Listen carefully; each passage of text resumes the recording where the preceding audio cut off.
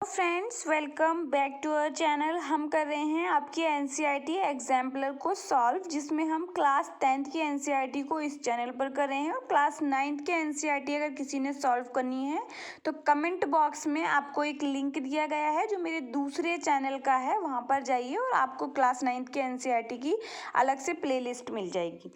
आज हम करेंगे चैप्टर नंबर 5 को, जिसमें हम आपके ऑब्जेक्टिव क्वेश्चन को देखेंगे। देखिए, एनसीईआरटी एग्जाम्पलर सभी बच्चों के लिए बहुत इंपॉर्टेंट है, क्योंकि एनसीईआरटी ही इंपॉर्टेंट है तो साथ में आपने एनसीईआरटी एग्जाम्पलर भी सॉल्व करनी है। लेकिन अभी हाल ही में जो आपके ग्रुप डी के एग्ज़ाम चल रहे हैं उसमें डायरेक्ट क्वेश्चन आपको एनसीईआरटी एग्जाम्पलर से देखने मिल रहे हैं।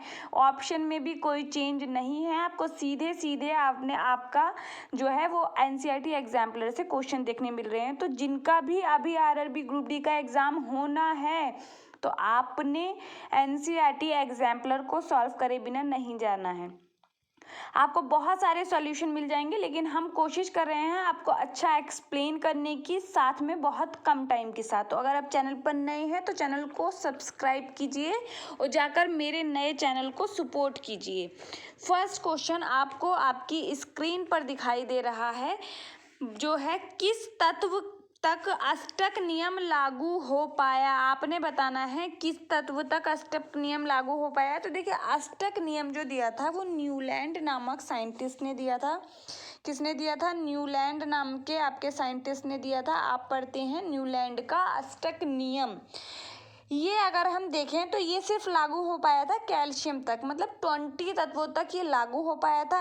जब ये अष्टक नियम दिया गया था, इसमें कितने तत्वों की उस समय तक खोज थी? 56 तत्वों को शामिल किया गया था। उन्होंने ऐसा बोला था कि 8 तत्व के बाद तत्व अपने आप के गुणों को रिपीट करते हैं, मतलब फर्स्ट और 9वें जो ग्रुप तत्व होगा उनके क्या है, लक्षण समान होंगे, जो कि सिर्फ कैल्शियम तक ही लागू हो पाया था। ये चीज़ आपने ध्यान रखनी है। तो ऑप्शन बी आपका करेक्ट हो गया।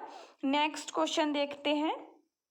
मेंडलीफ आवर्त नियम के अनुसार आवर्त सारणी में तत्व किस क्रम में व्यवस्थित थे? तो देखिए, आपको ऑप्शन दे रखे हैं परमाणु क्रमांक के बढ़ते क्रम में।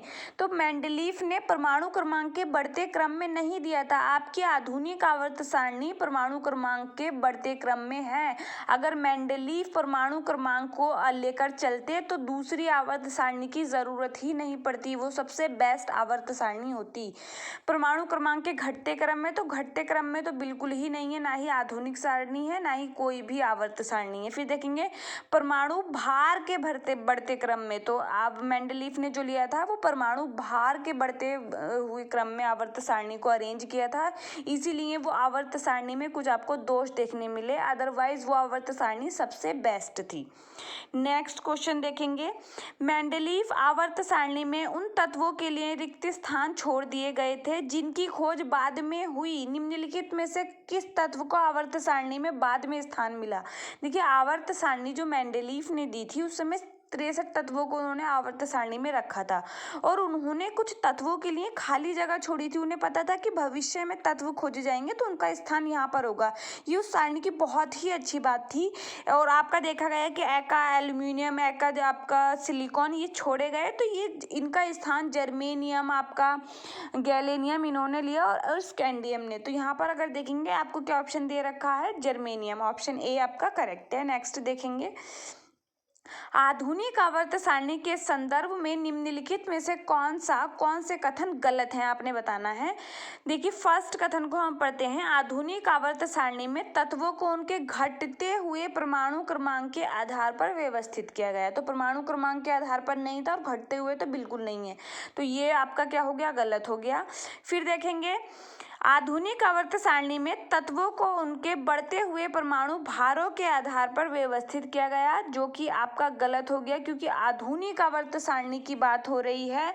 अच्छा, फर्स्ट में आप देखेंगे आधुनिक आवर्त सारणी को यहाँ पर घटते बोला गया है, इसलिए ये गलत होगा, क्योंकि परमाणु क्रमांक पर ही थी वो, बढ़ते हुए परमाणु क्रमांक पर। फिर आते हैं आधुनिक आवर्त सारणी में तत्वों को उनके बढ़ते हुए परमाणु भारों के आधार पर। ऐसा आधुनिक आवर्त सारणी में नहीं है, मेंडलीफ आवर्त सारणी में है।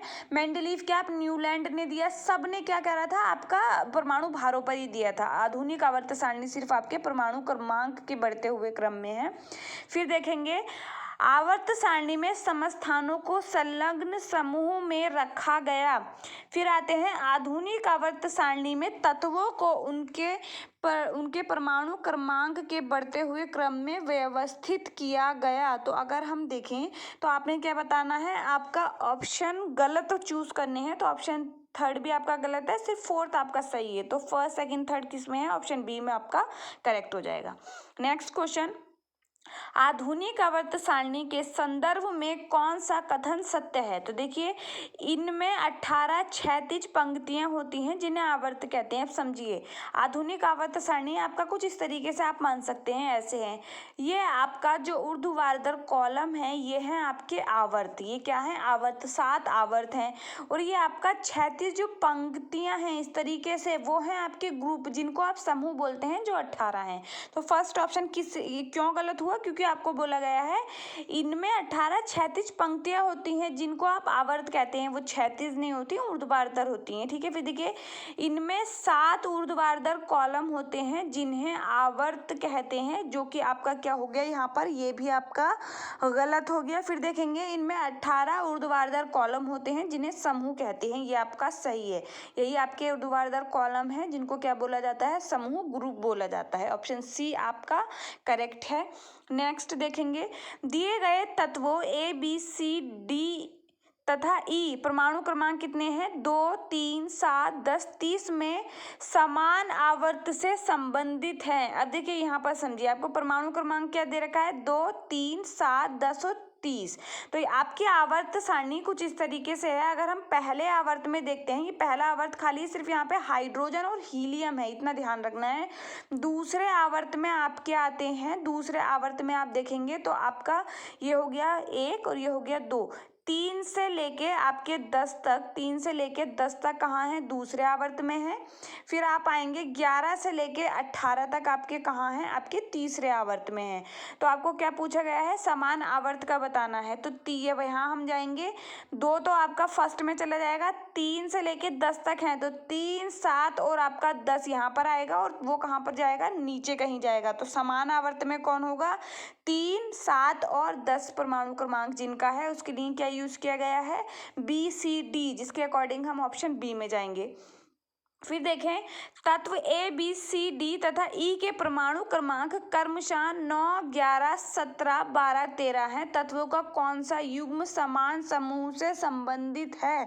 फिर से अगर आप जाएंगे आप देखेंगे समूह में, आप देखेंगे फर्स्ट ग्रुप आपका कौन सा है, lithium, sodium, potassium, rubidium, caesium, ये क्या है आपका पहला ग्रुप है, ये पहले ग्रुप में रखे हैं। लिथियम का कितना होता है, 3 होता है। सोडियम का कितना होता है, 11 होता है।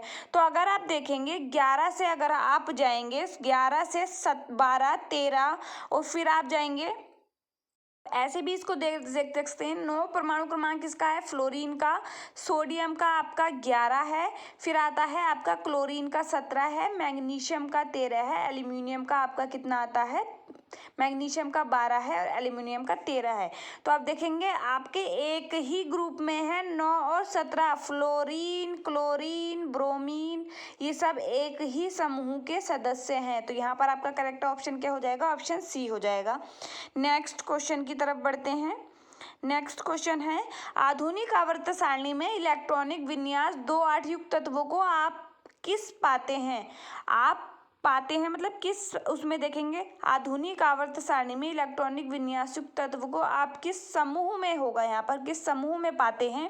तो देखिए क्या है, परमाणु क्रमांक 2, 8 मतलब किसका हुआ, नियॉन का हुआ, ये 10 हुआ ना, तो किसका हुआ, नियॉन का हुआ। नियॉन क्या है, एक उत्कृष्ट गैस है जो कि आपका 0 ग्रुप है, जो 18 को आप बोलते हैं। तो ऑप्शन सी आपका करेक्ट हो गया। फिर देखिए एक तत्व जो सभी कार्बनिक यौगिकों का आवश्यक अवयव है, संबंधित है। तो आपको पता है कार्बन सभी कार्बनिक यौगिकों का क्या है, एक आवश्यक अवयव है। कार्बन हाइड्रोजन मिलकर कार्बनिक यौगिकों का निर्माण करते हैं। तो ये समूह 14 का सदस्य है कार्बन, आपने ध्यान रखना है इसको। कार्बन समूह 14 को हम कार्बन फैमिली भी बोलते हैं, ये भी ध्यान रखना है। आवर्त 2 के तत्वों के लिए निम्नलिखित में से कौन सा वाहतम कोश होगा। आवर्त 2 की बात हो रही है तो देखिए वाहतम कोश बताना है। जब आप दूसरे आवर्त में आएंगे, पहले आवर्त में आपने देखा था कि आपका सिर्फ हाइड्रोजन और हीलियम ही है, दूसरे में आपका क्या है 3 से लेके आप कहाँ तक जाएंगे 10 तक जाएंगे। तो आप देखेंगे यहाँ पर वाहतम क्या होगा, आप इस तरीके से भरते हैं 2 8। लिथियम को अगर आप देखेंगे, लिथियम का कैसे भरेंगे 2 1, और लास्ट में नियॉन है जिसका 10 है, उसको कैसे भरेंगे 2 8। तो वाहतम कोश क्या होगा, सबसे पहला कोश है आपका के, फिर उसका आता है एल, फिर एम, फिर एन। तो सेकंड के लिए कौन सा होगा, एल हो जाएगा। तो ऑप्शन यहाँ पर बी आपका करेक्ट है। नेक्स्ट क्वेश्चन, निम्नलिखित में से कौन सा तत्व अधिक संयोजी इलेक्ट्रॉन रखता है। संयोजी इलेक्ट्रॉन कौन से होते हैं, जो वाहतम कक्षा में उपस्थित होते हैं। अगर सोडियम का देखें परमाणु क्रमांक होता है 11, आप इलेक्ट्रॉन का वितरण कैसे करेंगे 2 8 1। एल्यूमिनियम का आप देखेंगे 13 होता है, आप कैसे लिखेंगे 2 8 3।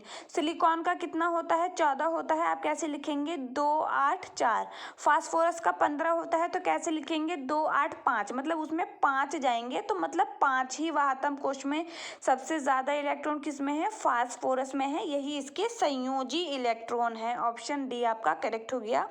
नेक्स्ट क्वेश्चन देखिए, ऑक्सीजन, फ्लोरीन तथा नाइट्रोजन की परमाणुवीय त्रिज्याओं का बढ़ता हुआ सही क्रम निम्नलिखित में से कौन सा है। तो देखिए मैं एक चीज आपको बताती हूँ, जब परमाणु त्रिज्या की बात होती है तो ये है आपकी आवर्त सारणी। जब आप आवर्त सारणी में बाएं से दाएं जाते हैं तब आपकी परमाणु त्रिज्या कम होती है, क्योंकि आवर्त में भी कोई चेंज नहीं होता और आपका कोई नया कोश आपका ऐड नहीं होता, तो क्या होती है वो घटती है, आपकी क्या होगी घटती होगी। लेकिन आप जब नीचे जाते हैं ग्रुप में, समूह में, तब वो बढ़ती है, क्योंकि नए कोश जुड़ते हैं। ये चीज आपने ध्यान रखना है। तो यहाँ पर अगर आप देखें, आप इनको क्रम में लगाइए। सबसे नाइट्रोजन का कितना होता है 7, फिर उसके बाद क्या आएगा ऑक्सीजन, फिर आएगा फ्लोरीन। तो उसके बढ़ते हुए सही क्रम में लिखना है परमाणु त्रिज्या को। ये तो घट रहा है, आप नाइट्रोजन से फ्लोरीन की तरफ जा रहे हैं, तो ये तो क्या है घट रहा है, तो इसका अपोजिट आपने देखना है। आप ऑप्शन नंबर 12 में, क्वेश्चन नंबर 12 में इसका जो अपोजिट होगा वो है ऑप्शन डी। फ्लोरीन की क्या है सबसे कम होगी, फिर ऑक्सीजन, इसको बढ़ते हुए सही क्रम में इस तरीके से व्यवस्थित किया। नेक्स्ट देखेंगे, निम्नलिखित में से किस तत्व की परमाणुवीय त्रिज्या सर्वाधिक होगी। तो मैंने अभी आपको बताया दाएं से बाएं जाने पर घटती है, ऊपर से नीचे आने पर बढ़ती है। तो आप जब ऊपर से नीचे आएंगे तो आप देखेंगे ये एक ही ग्रुप के सदस्य हैं, सोडियम एंड पोटेशियम, और मैग्नीशियम और कैल्शियम दूसरे ग्रुप में है। तो आप इस तरीके से जब नीचे आएंगे तो बढ़ेगी, तो यहाँ पर पोटेशियम की सबसे ज्यादा होगी। नेक्स्ट क्वेश्चन देखिए, निम्नलिखित में से कौन सा तत्व आसानी से इलेक्ट्रॉन खो देता है। तो देखिए आप जब इलेक्ट्रॉनों के खोने की बात करते हैं तब भी आप देखेंगे इलेक्ट्रॉन निगेटिविटी इधर से इधर जाने पर बढ़ती है, नीचे जाने पर घटती है। फिर से सेम कॉन्सेप्ट आपका अप्लाई होगा, तो ऊपर से नीचे जाने पर इलेक्ट्रॉन खोने की जो कैपेसिटी है वो बढ़ जाती है। तो यहाँ पर किसकी ज्यादा होगी, पोटेशियम की ज्यादा होगी।